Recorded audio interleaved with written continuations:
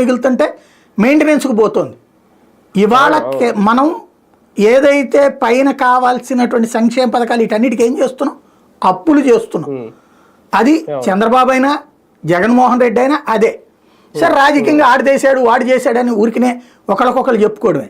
ఇప్పుడు వీళ్ళ మీద 26,000 రూపాయలు ఇస్తే ఒక అంగన్వాడీ రూట్లో నుంచి వాళ్ళ మనసుతో ఆలోచిస్తే, ఆ మహిళ మనసుతో మనం ఆలోచిస్తే ఇవాళ పెరిగిన రేట్లు 26,000 ఏముందయ్యా అనిపిస్తుంది. కానీ ప్రభుత్వ ఆస్పెక్ట్లో చూస్తే వాళ్ళు ఏం పని చేస్తారని, ఓ ప్రైవేట్ స్కూల్ టీచర్ చేసే పని అంత చేస్తారు వాళ్ళు అని వీళ్ళు అంటారు. రెండవది అంత భారం ఎక్కడి నుంచి మోస్తామంటారు. సరే మధ్య మార్గం ఏంటి? ఇప్పుడు జగన్ రాగానే హైక్ ఇచ్చాడు. ఆ హైక్ ఇచ్చినందుకు జగన్ ఏమైనా గెలిపించారా?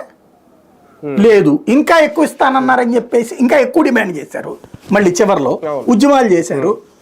ఆ తర్వాత ఇప్పుడు వీళ్ళు ఇవ్వలేదని మళ్ళీ ఇప్పుడు ఉద్యమం చేస్తున్నారు. పోనీ ఇస్తే ఓటేస్తారని నమ్మకం ఉందా? ప్రభుత్వాలు ఏం చూస్తాయి? ఓటు కాన్సెప్ట్లో కూడా చూస్తున్నాయి కదా.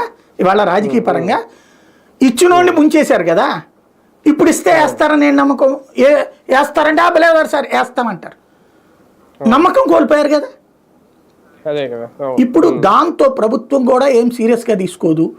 ఇంకొకటి, మన చేతిలో ఒక ఎకో సిస్టమ్ ఉంది, నేరేటివ్ థింకింగ్ సిస్టమ్ ఉంది. ఇదివరకు చూడండి, ఎవడన్నా చిన్న